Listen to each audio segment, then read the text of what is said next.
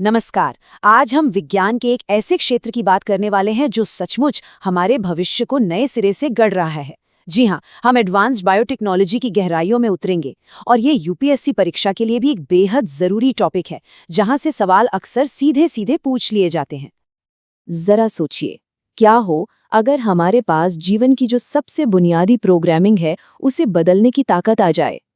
ये सवाल अब सिर्फ किसी साइंस फिक्शन फिल्म का नहीं रहा, बल्कि धीरे धीरे आज की हकीकत बनता जा रहा है। तो चलिए इसी रोमांचक दुनिया को समझने की कोशिश करते हैं। आज की हमारी चर्चा कुछ इस तरह आगे बढ़ेगी। हम सबसे पहले उन बुनियादी टूल्स को समझेंगे, फिर देखेंगे कि उन्हें कहाँ-कहाँ इस्तेमाल किया जा रहा है और आखिर में बात करेंगे इसके वैश्विक असर और इससे जुड़े सवालों पर। तो चलिए पहले खंड से शुरुआत करते हैं। यहाँ हम बात करेंगे क्रिस्पर की, एक ऐसी क्रांतिकारी तकनीक की जो जेनेटिक्स के साथ हमारे रिश्ते को हमेशा हमेशा के लिए बदल रही है। तो सवाल ये है कि आखिर ये क्रिस्पर है क्या भला?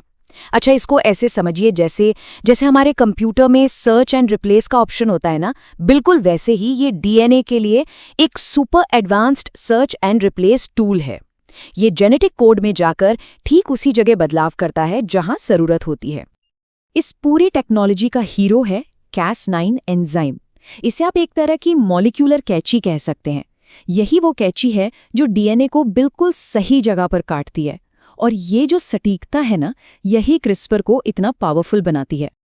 और हाँ, एक बात जो यूपीएससी के लिहाज से बहुत बहुत जरूरी है। अक्सर लोग क्रिस्पर और जीएमओ को एक ही समझ लेते हैं, पर ऐसा बिल्कुल नहीं है। देखिए, क्रिस्पर क्या करता है, वो किसी जीव के अपने ही जीन्स में फेरबदल करता है। समझिए किसी किताब में एक स्पेलिंग की गलती ठीक कर दी। दूसरी तरफ जीएमओ में क्या होता है, उसमें किसी दूसरी प्रजाति से कोई बाहरी जीन लाके डाल दिया जाता है। मतलब किताब में बाहर से एक पूरा नया पैराग्राफ ही चिपका दिया। ये जो फर्क है ना, इसे समझना बेहद जरूरी है।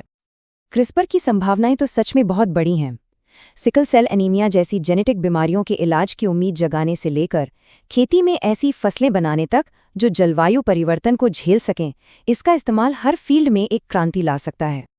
चलिए अब थोड़ा आगे बढ़ते हैं। अब देखिए, किसी जेनेटिक कोड को एडिट करने से पहले उस पूरी की पूरी किताब को पढ़ना तो पड़ेगा ना। बस यहीं पर जीनोम प्रोजेक्ट्स की भूमिका शुरू होती है। ये स्लाइड हमें ग्लोबल ह्यूमन जीनोम प्रोजेक्ट और भारत के अपने जीनोम इंडिया प्रोजेक्ट के बीच का फर्क बहुत अच्छे से समझाती है। देखिए, पहला प्रोजेक्ट को पूरी इंसानियत के लिए था, लेकिन जीनोम इंडिया प्रोजेक्ट का मकसद खास तौर पर भारतीय आबादी की जेनेटिक बनावट को समझना है, ताकि हमारे लोगों के लिए ज्यादा असरदार दवाइयां और इलाज बनाए जा सके। तो इन सब तकनीकों का हमारी सेहत के लिए आखिर मतलब क्या है?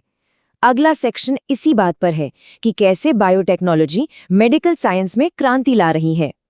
वैक्सीन तो कई तरह की होती हैं जो सालों से इस्तेमाल हो रही हैं, लेकिन कोविड-19 महामारी ने एक नई तकनीक को सबकी नज़रों में ला दिया, और वो है mRNA टेक्नोलॉजी।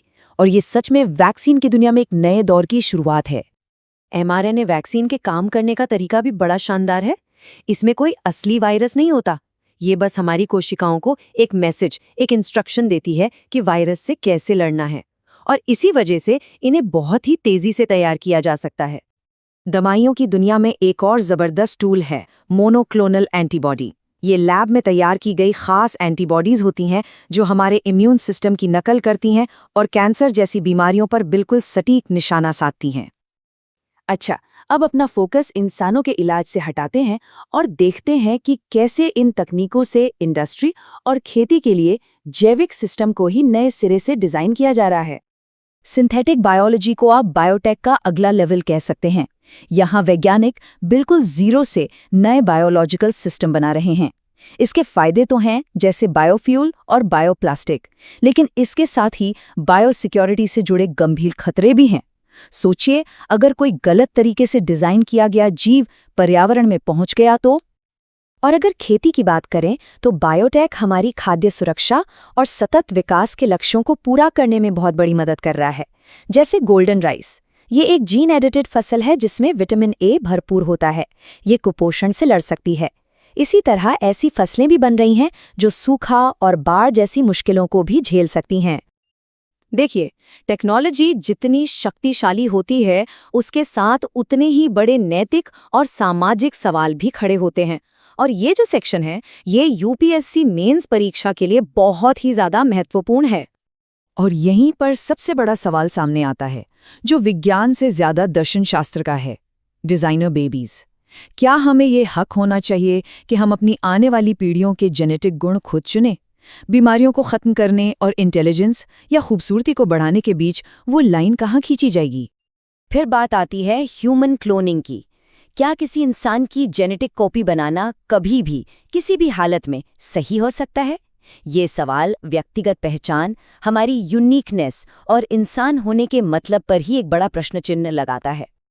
और आखिर में एक ऐसा सवाल जो हम सब पर असर डालता है, हमारे जेनेटिक डेटा का मालिक कौन है? ये सिर्फ प्राइवेसी का मुद्दा नहीं है, ये इस बात से जुड़ा है कि हमारी सबसे निजी जानकारी का इस्तेमाल कैसे किया जाता है और उससे फायदा कौन कमा रहा है। इन सारे जटिल मुद्दों को हम 3 हिस्सों में बांटकर देख सकते हैं। पहले हैं नैतिक मुद्दे, जैसे जेनेटिक प्राइवेसी। फिर हैं सामाजिक मुद्दे, जैसे किसानों का बीज कंपनियों पर निर्भर हो जाना। और फिर हैं कानूनी मुद्दे, जैसे क्या किसी जीव पर पेटेंट कराया जा सकता है। ये सभी पहलू GS3 और GS4 के लिए बहुत प्रासंगिक हैं। तो इन ताकतवर टेक्नोलॉजीज को काबू में रखने के लिए दुनिया क्या कोशिश कर रही है? हमारा आखिरी सेक्शन इसी पर है। इन चुनौतियों से निपटने के लिए दुनिया ने कुछ नियम कानून बनाने की कोशिश की है। इनमें 2 सबसे अहम हैं।